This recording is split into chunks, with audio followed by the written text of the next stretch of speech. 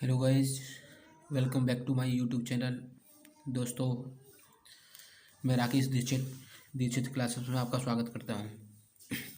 दोस्तों, आज हम पढ़ने वाले हैं 10th क्लास की फिजिक्स का लेक्चर नंबर 4।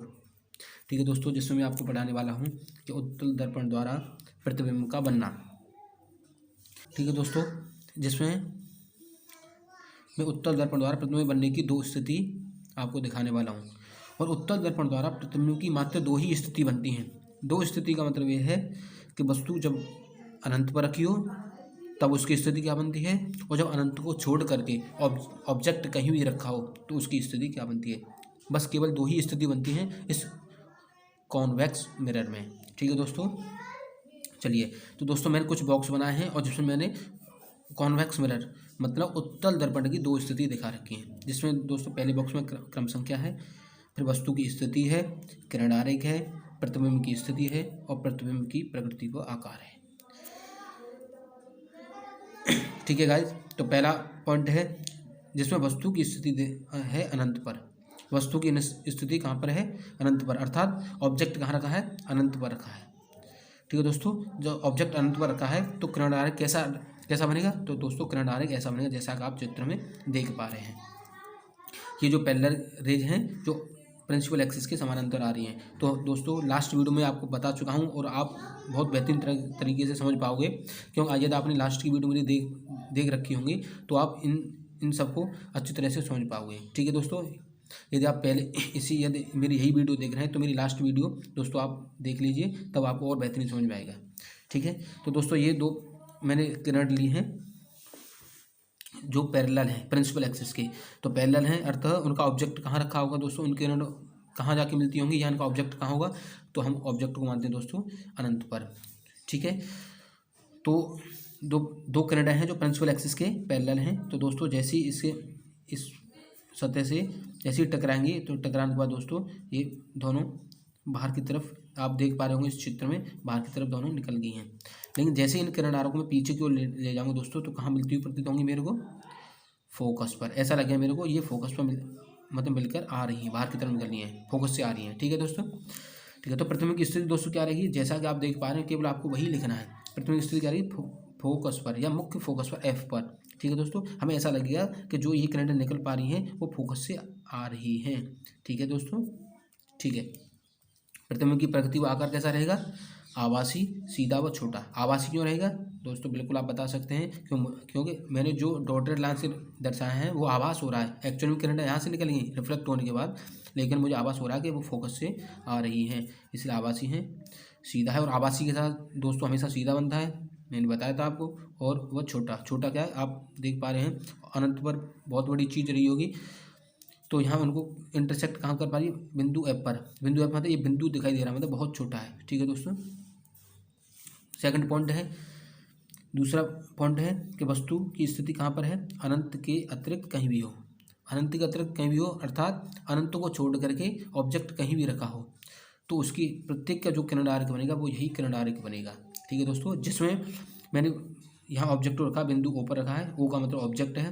तो यहाँ से मैंने एक किरण उसकी पैरेलल गुजारी है प्रिंसिपल एक्सिस के, तो यहाँ से रिफ्लेक्ट होने के बाद यहाँ से जैसे परावर्तित हुई है दोस्तों तो बाहर की तरफ ये निकल गई है, और मैं डॉट लाइन से उसको दिखाया तो बिंदु एफ पर मेरे को मिलती हुई प्रतीत हो रही है। और दूसरी किरण को दोस्तों मैंने उसके बिंदु सी बोले तो वक्रता केंद्र से होकर मैंने किरण गुजारी है। तो दोस्तों मैंने बताया था कि जो किरण है, प्रकाश की जो किरण है वो वक्रता केंद्र से ऊपर जाएगी तो उसी मार्ग से वापस आ जाएगी। तो आप इन दोनों एरो को देख पा रहे होंगे। तो एक किरण यहाँ से आ रही है तो फिर यहीं से रिफ्लेक्ट होने के बाद दोस्तों उसी मार्ग से वापस जा रही है, जो आप ये जो एरो है और ये एरो से समझ पा रहे होंगे। ठीक है दोस्तों, तो जब एक किरण मैंने पैरेलल गुजारी तो वो फोकस पर मिलती हुई प्रतीत हुई, और दूसरी मैंने वक्रता केंद्र से होकर गुजारी तो उसी मार्ग से वापस लौट गई। तो दोस्तों उनका इंटरसेक्शन पॉइंट क्या रहा? ये इंटरसेक्शन पॉइंट ये रहा। तो दोस्तों जो बिंदु आई मैंने दिखा, आई बोले तो दोस्तों इमेज, ओ बोले तो ऑब्जेक्ट, एफ क्या दोस्तों मुख्य फोकस है, सी क्या है वक्रता केंद्र है, पी क्या दोस्तों पोल मतलब ध्रुव है। ठीक है, तो दोस्तों आप देख पा रहे होंगे कि प्रतिबिंब की स्थिति क्या है? ध्रुव पी तथा फोकस एफ के बीच है। बिल्कुल दोस्तों, ये पी है और ये एफ है। देखिए ये जो इमेज है ये इन दोनों के बीच में है कि नहीं? तो बिल्कुल बीच में है। तो बीच में तो दोस्तों ने वही लिखा है, पी तथा एफ। पी बोले तो ध्रुव और एफ बोले तो फोकस के बीच है। प्रतिबिंब की प्रगति व आकार क्या है दोस्तों? आप बिल्कुल बता सकते हैं कि आभासी है, सीधा है, वस्तु से छोटा है। आभासी सीधा, सीधा आप देख पा रहे हैं प्रिंसिपल एक्सिस के ऑब्जेक्ट भी दोस्तों प्रिंसिपल एक्सिस के ऊपर है और इमेज भी ऊपर है, तो सीधा है। और आभासी बिल्कुल आभास हो रहा है मेरे को, और वस्तु से छोटा। देखिए दोस्तों, वस्तु की हाइट ये है और मेरे को ये छोटा दिखाई दे रहा है, तो आभासी सीधा तथा वस्तु से छोटा है। उम्मीद करता हूँ दोस्तों आप ये उत्तल दर्पण द्वारा प्रतिबिंब को समझ पा रहे होंगे। ठीक है, अब दोस्तों मैं आपको अब बहुत इम्पोर्टेंट चीज़ है, बहुत ही इम्पोर्टेंट है दोस्तों। यदि आपने इसको अच्छी तरह से पढ़ा तो आपके न्यूमेरिकल्स प्लस डेरिवेशन सब कंठस्थ हो जाएंगे आपकी। मैं समझता हूँ कि दोस्तों आपकी जो भी प्रॉब्लम है न्यूमेरिकल्स में, ज़्यादा प्रॉब्लम कब होती है कि साइन कन्वेंशन बच्चों को पता नहीं रहती, कौन सी चीज़ हमें प्लस लेनी है, कौन सी माइनस लेनी है, किसको किससे रिप्रेजेंट करना है, किसको क्या मानना है। ठीक है गाइस, तो आप इसको बहुत ही मैं समझता हूँ दोस्तों, this is the important fact, बहुत ही इम्पोर्टेंट फैक्ट है दोस्तों, आप इसको अच्छी तरह से समझना है। ठीक है, ये है दोस्तों दर्पणों के लिए चिन्ह property, sign convention of mirror. ठीक है दोस्तों, साइन कन्वेंशन मतलब हमें साइन कैसे लेने हैं। ठीक है दोस्तों,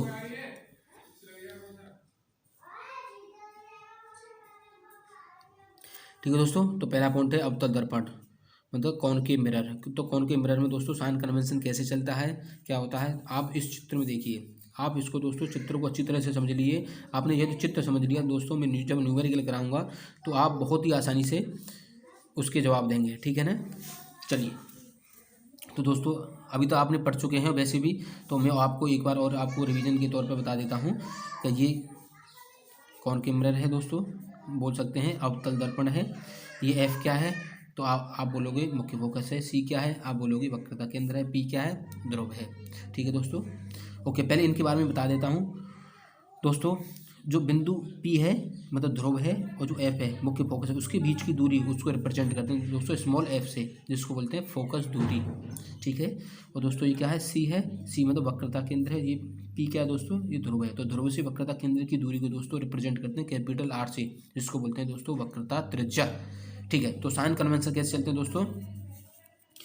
ओके दोस्तों, आप ये देखिए, ये दर्पण है, तो दर्पण से जैसे ही राइट साइड में जाऊंगा, मतलब ये एरो आप देख पा रहे होंगे, तो इस दर्पण से जैसे ही राइट साइड में जाऊंगा मतलब दाई ओर जाऊंगा दोस्तों, तो जो साइन चलेंगे मतलब जो चिन्ह होंगे वो सब पॉजिटिव लिए जाएंगे। क्या लिए जाएंगे दोस्तों? पॉजिटिव मतलब धनात्मक लिए जाएंगे। ठीक है, और इस दर्पण से दोस्तों जैसे ही मैं बाईं तरफ की जो वैल्यू है या बाईं तरफ की जो वैल्यू निकालूंगा या उनकी जो डिस्टेंस निकालूंगा, दूरी माप, तो वो क्या रहेंगी दोस्तों? नेगेटिव रहेंगी, मतलब ऋणात्मक रहेंगी। ठीक है दोस्तों, आप ये नहीं देखना कि ये सर आपने ऊपर बनाया है तो क्या जो वैल्यू नीचे रहेगी वो नहीं दोस्तों, मैंने वैसे दिखाया है, पर मैं आपको समझा रहा हूँ कि दर्पण से जो भी ये इधर आएंगे मतलब हमेशा जो दूरी मापते हैं वो ध्रुव से मापते हैं। ठीक है दोस्तों, मैं जब न्यूमेरिकल्स कराऊंगा तो आपके सारे डाउट क्लियर हो जाएंगे। आप बस अभी फिलहाल इतना समझिए कि जब भी जो दूरी मैं मापता हूँ तो हमेशा ध्रुव से वो दूरी मापूंगा। जो इमेज जैसे सपोज करूँ दोस्तों, मैं आपको सपोज कीजिए कि मैंने मान लिया कि ये इमेज मेरी यहाँ है। ठीक है दोस्तों, मैंने माना कि यहाँ मेरी इमेज है, सपोज करता हूँ कि मैंने मानी यहाँ मेरी इमेज है और पोल मेरा ये है। तो दोस्तों पोल हमेशा ध्रुव से मापता हूँ, मैं आपको समझा रहा हूँ। तो ध्रुव से दोस्तों इमेज ये है, तो आप ऐसे ही नापोगे ना, इधर डायरेक्शन में जाओगे ना, मतलब दर्पण से इधर जाओगे दाईं तरफ।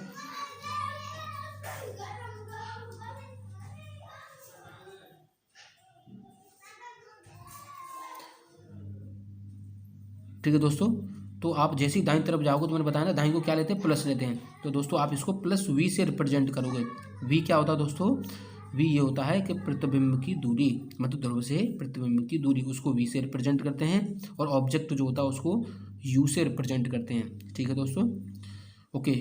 और हमेशा इस चीज़ को आप ध्यान रख लेना कि हमेशा जो ऑब्जेक्ट है दोस्तों उस दर्पण के हमेशा उसको बाईं तरफ मानते हैं, हमेशा दोस्तों इस तरफ लेंगे। कोई सा भी मिरर हो, चाहे कॉनकेव मिरर हो मतलब अवतल दर्पण हो, या कॉन्वेक्स मिरर या उत्तल दर्पण हो, दोनों ही दर्पणों के लिए हमेशा ऑब्जेक्ट को उसके बाईं तरफ ही उसको लेते हैं हमेशा।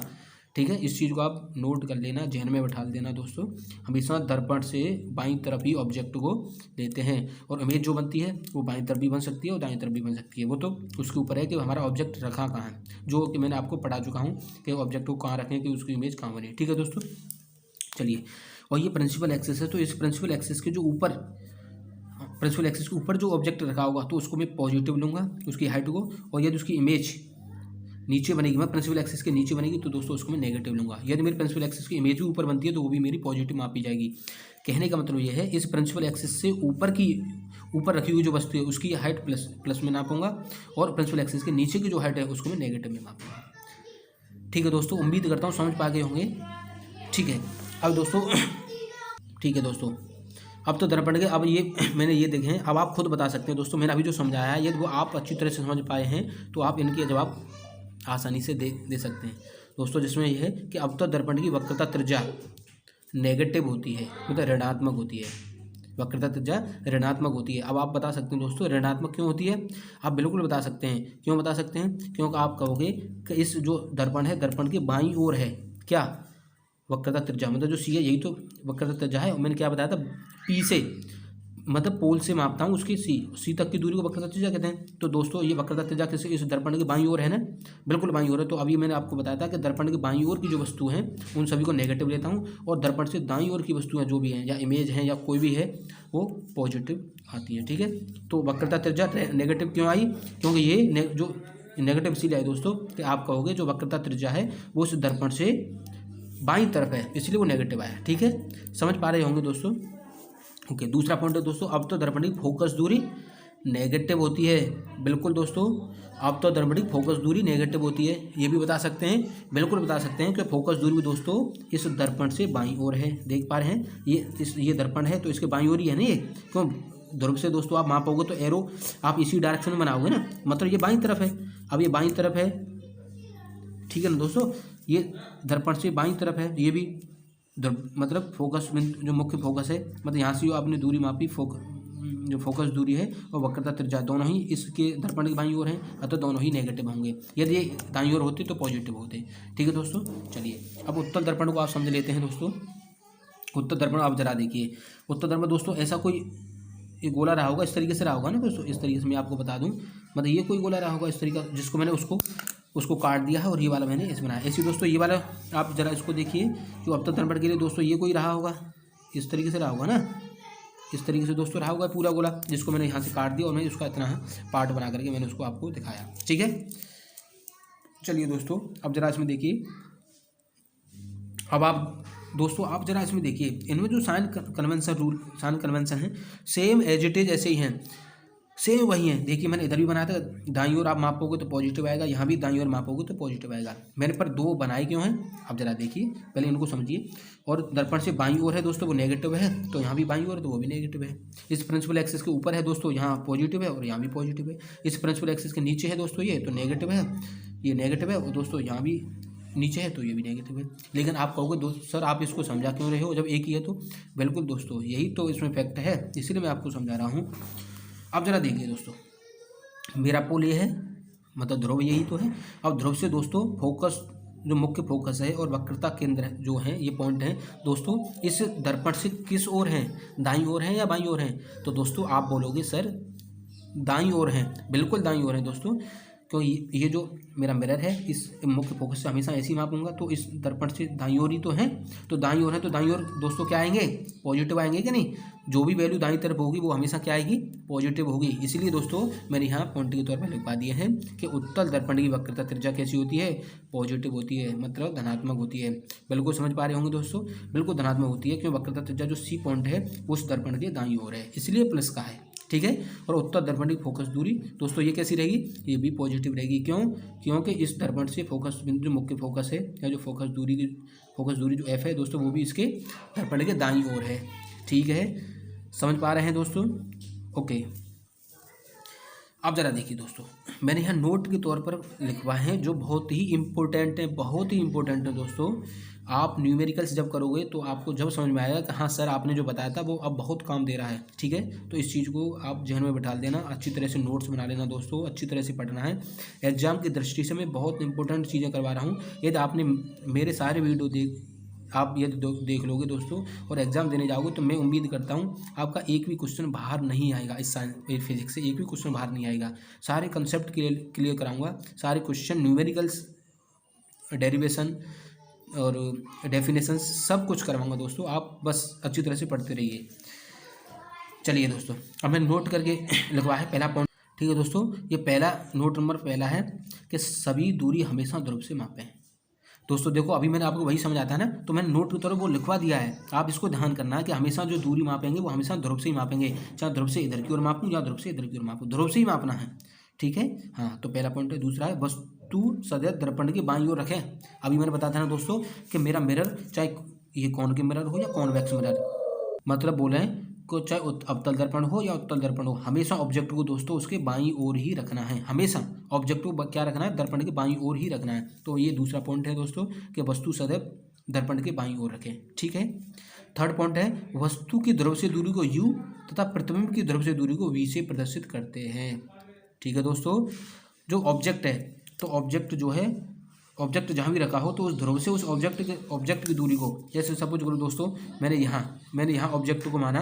मैं आपको थोड़ा समझा देता हूँ। जैसे दोस्तों मैंने सपोज किया कि ये मेरा ऑब्जेक्ट है, ठीक है, और सपोज करो दोस्तों ये उसका क्या है, जैसे यहाँ मान लेता हूँ दोस्तों, यहाँ उसकी इमेज है। ठीक है, ये नहीं है। ठीक है दोस्तों, ये इमेज है आई और ये ऑब्जेक्ट ओ।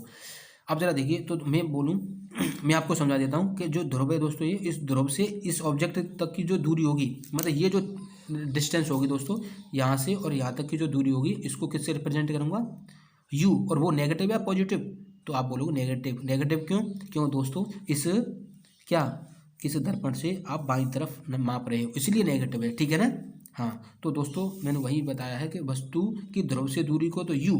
ओके, अब दोस्तों ये इमेज है, तो ये ध्रुव से ही मापूंगा दोस्तों। यहाँ इस पोल से लेकर के यहाँ तक की जो डिस्टेंस होंगी वो क्या रहेगी दोस्तों, v रहेगी।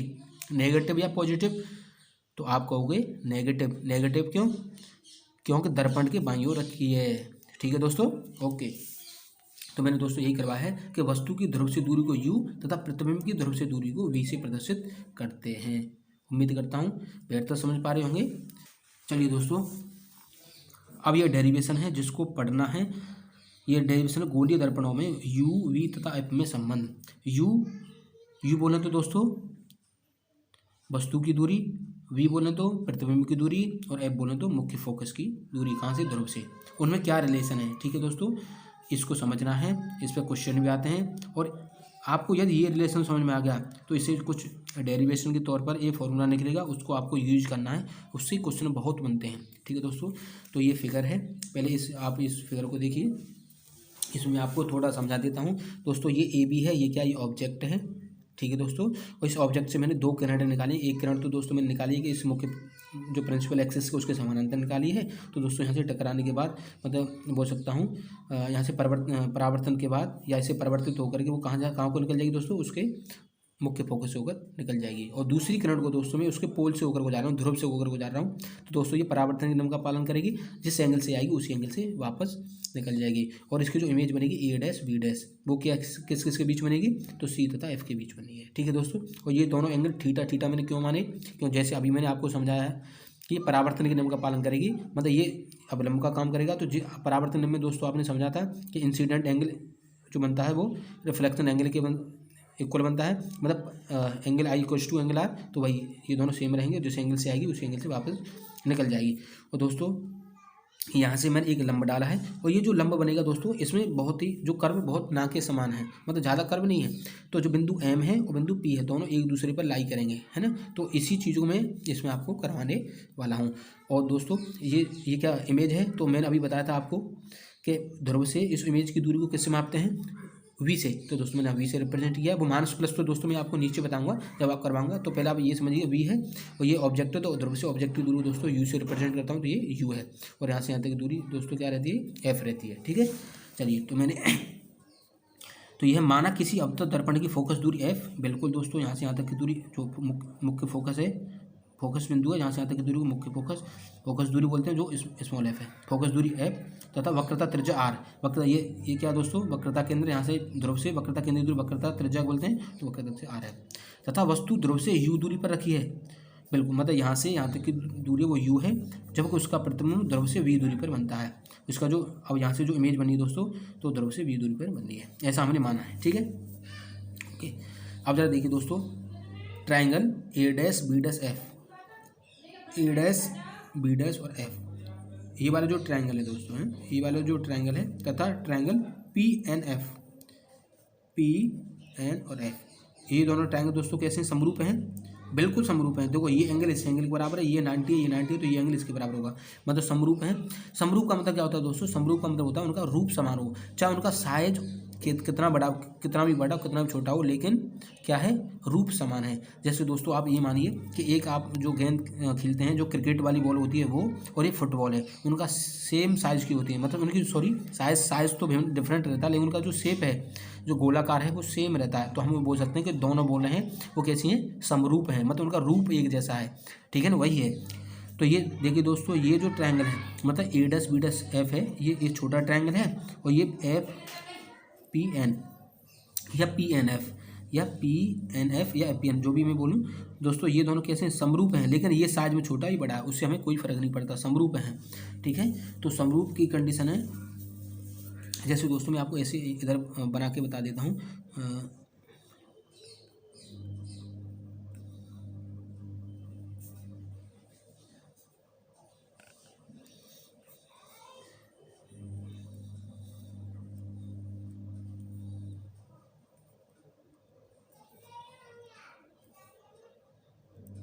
ठीक है दोस्तों, हाँ, तो ये देखिए ये 90 डिग्री है, तो ये भी 90 है, और दोस्तों ये जो एंगल होगा इस एंगल के बराबर होगा। आप जानते हो शीर्ष अभिमुख कोण बराबर होते हैं, तो मैंने इसको सपोज की दोस्तों अल्फा मान लूँगा, तो ये भी अल्फा होगा, ठीक है। तो दोस्तों त्रिभुज के तीनों कोणों का योग 180 होता है, जब ये और ये इसके बराबर है और ये इसके बराबर है, तो ऑलरेडी दोस्तों ये एंगल इस एंगल के बराबर होगा, तो हो गया ना समरूप, ठीक है। तो दोस्तों जरा आप इसमें देखिए, तो A', अपॉन PN किसके बराबर होगा दोस्तों? A', अपॉन PF, ठीक है दोस्तों। इसको मैंने क्वेश्चन नंबर 1 माना, समीकरण 1 माना। ओके, अब जरा देखिए दोस्तों, अब त्रिभुज ABP जरा इसमें देखिए, AB और P, मतलब इस वाले ट्रायंगल में, ठीक है दोस्तों, इस वाले ट्रायंगल में मैं आपको इधर यहाँ बता देता हूँ, ये वाला ट्रायंगल कौन सा है। अच्छा, और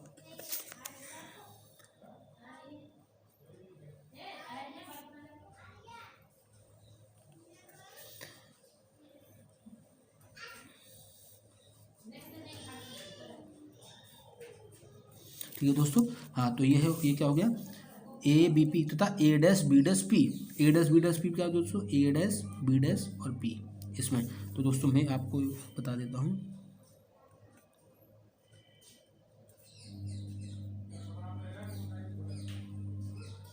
दोस्तों मैं आपको जितने अच्छे तरीके से पढ़ा रहा हूँ दोस्तों, आपको उतने ही बेहतरीन तरीके से पढ़ना है दोस्तों, ठीक है। और दोस्तों ये दोनों एंगल इक्वल होंगे, बिल्कुल मैंने बताया था, परावर्तन नियम का पालन करेंगे, ये प्रिंसिपल एक्सेस जो अवलंबों का काम कर रही है, ठीक है। और दोस्तों देखिए ये एंगल इसके बराबर है, ये 90 है दोस्तों, इससे 90 है, तो ऑब्वियसली बात है त्रिभुज के तीनों कोणों का योग बराबर होता है, तीनों कोणों का योग 180 होता है, तो दो एंगल सेम है, तो दोस्तों तीसरा ऑलरेडी अपने आप ही इक्वल होगा कि नहीं? तो दोस्तों बताइए ये भी समरूप हुआ कि नहीं? बिल्कुल। तो दोस्तों ये भी समरूप है, तो इसमें क्या लिख रहे हैं दोस्तों? A', B', जरा देखिए दोस्तों, A', B', ठीक है दोस्तों, अपॉन AB, मतलब A', B' बटे AB बराबर क्या रहेगा दोस्तों? A', F upon PF। दोस्तों यहाँ देखिए A', ठीक है दोस्तों, जरा इसमें देखिए A', F, मतलब A', F ये है ना,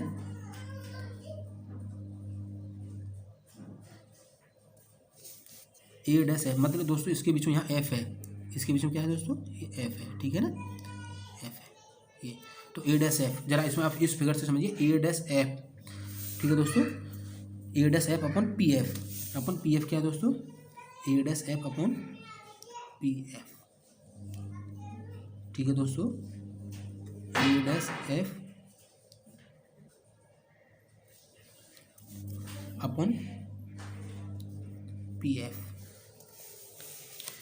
ओके दोस्तों, यहाँ देखिए मैंने यहाँ एक क्वेश्चन एक का रूल यूज किया है, पर आप इसको यहाँ देखिए A', B' अपॉन AB, ये देखिए दोस्तों, A', B' अपॉन AB अभी जो बताया था, और दूसरे का PA' अपॉन PA, PA' क्या है? PA' अपॉन PA, ठीक है दोस्तों। तो यही तो था, वो तो मैंने इसको अभी यूज करूँगा, तो आप इसको देखिए, PA' अपॉन पी ए, ठीक है। तो ये इक्वेशन नंबर सेकंड है। अब इक्वेशन मैंने फर्स्ट का फ्रॉम इक्वेशन फर्स्ट, मतलब इक्वेशन फर्स्ट दोस्तों अब यहाँ देखिए P N equals to A B. देखिए दोस्तों ये P N equals to A B क्यों होगा का नहीं, मैंने यहाँ दोस्तों मैंने यहाँ से क्या डाला, लंब डाला है ना, तो ये लंब और ये भी एक लंब है, तो दोस्तों ये जो डिस्टेंस हुई इस डिस्टेंस से बराबर होगी ना, तो दोस्तों मैंने भाई पी एन की जगह दोस्तों ए बी लिख दिया है। मैंने इक्वेशन फर्स्ट का यूज करिए दोस्तों, A dash B dash upon A B equals to A dash F upon P F, ये इक्वेशन थर्ड मान लिया। अब इक्वेशन सेकंड और थर्ड का दोस्तों मैंने यूज करके इसका जो ये है तो इसका यूज करके, ठीक है दोस्तों, तो P A dash upon P A equals to A dash F upon P F, ठीक है दोस्तों। बस अब इसी में मेरे को क्या रखना है, मैंने साइन कन्वेंशन का जो यूज किया था दोस्तों वही मैंने करना है। अब आप ये सोच रहे होंगे सर ये कहाँ से आया, तो दोस्तों मैं आपको बता देता हूँ। देखिए दोस्तों तो A dash B dash upon A B equation ये सेकंड था, जो P A dash upon P A था, और यहाँ का था A dash B dash upon A B equals to A dash F upon P F. अब दोस्तों जरा देखिए ये जो लेफ्ट साइड है दोस्तों, इस वाली लेफ्ट साइड इक्वल है ना, तो दोस्तों राइट साइड आपस में इक्वल होंगी, बिल्कुल इक्वल होंगी। तो दोस्तों मैंने इनकी तुलना कर दी, तो इसके इक्वल मैंने लिख दिया है, तो मैंने यहाँ लिख दिया, ठीक है दोस्तों। बस अब दोस्तों पी ए डैश क्या रहेगा, P A dash equal to minus K B. क्यों दोस्तों ये क्यों रहेगा, क्योंकि पी जो ए डैश है दोस्तों ये क्या प्रतिबिंब इमेज ही तो है, और इमेज की दूरी दोस्तों क्या होती है वी होता है, और लेकिन अभी इस मिरर के दोस्तों बाईं तरफ है, तो बाईं तरफ मैं बोला था नेगेटिव से रिप्रेजेंट करता हूँ, तो दोस्तों ये मैंने इधर लिखा नेगेटिव वी। ऐसे पी ए क्या रहेगा दोस्तों, नेगेटिव यू रहेगा, बिल्कुल ऑब्जेक्ट है दोस्तों ये पी ए। आप देखिए ये ऑब्जेक्ट है, तो यहाँ से यहाँ तक की दूरी यू है, तो ये नेगेटिव है, क्यों इस मिरर के बाईं तरफ है, तो दोस्तों माइनस के यू लिखा है। ओके दोस्तों ए डैश एफ कैसे निकलेगा, तो ए डैश एफ निकलेगा पी ए डैश माइनस के पी एफ, मतलब पी ए डैश का माइनस के भी, और पी एफ क्या दोस्तों नेगेटिव रहता है, और नेगेटिव हो रहा है तो पॉजिटिव हो जाएगा, मतलब ये क्या निकलेगा A dash F equals to minus K B plus K F. तो दोस्तों इसकी जगह मैंने ये रख दिया, ठीक है। और पी एफ क्या दोस्तों, पी एफ मुख्य फोकस है जो नेगेटिव है, क्योंकि दर्पण के बाईं तरफ ही है सारे के सारे, तो दोस्तों ये नेगेटिव हो गया। ओके अब दोस्तों मैंने क्या किया है यहाँ से, अब जरा इसको देखिए, देखो ये नेगेटिव से नेगेटिव दोस्तों कैंसिल हो जाएगा, तो V upon U equals to दोस्तों इसका भाग दोस्तों मैंने इसमें दिया है, तो माइनस से माइनस कैंसिल, तो वी अपॉन एफ हो जाएगा, और दोस्तों इस प्लस का या माइनस है तो माइनस आएगा, और एफ से एफ कैंसिल आउट हो जाएगा वन टाइम्स, तो ये बना जाएगा, ठीक है दोस्तों। अब जरा देखिए इस नेगेटिव को मैं इधर ले गया, तो मैंने यहाँ लिख दिया equals to V upon F है, ठीक है दोस्तों। इस v का मैंने इधर भाग दे दिया दोनों तरफ, तो इस v से ये v कैंसिल हो जाए, तो 1/u प्लस के इसका इसमें दूंगा दोस्तों 1/v इक्वल्स टू 1/f। तो दोस्तों ये क्या निकला, ये दोस्तों इसमें निकला uf तथा uv तथा f में संबंध। क्या संबंध होता है दोस्तों, 1/f इक्वल्स टू क्या होता है दोस्तों 1/v प्लस के 1/u, या 1/u प्लस के 1/v इक्वल्स टू 1/f। उम्मीद करता हूँ दोस्तों समझ पा रहे होंगे दोस्तों। यदि आपको मेरी वीडियो अच्छी लगी तो दोस्तों प्लीज़ लाइक करना, ज़्यादा से ज़्यादा शेयर करना, और दोस्तों जो मेरे चैनल पर अभी नए हैं तो वो मेरे चैनल को सब्सक्राइब कर लें, बेल आइकन को भी प्रेस कर लें, जिससे मेरी आने वाली नेक्स्ट वीडियो की नोटिफिकेशन आपको मिलती रहे। थैंक यू दोस्तों।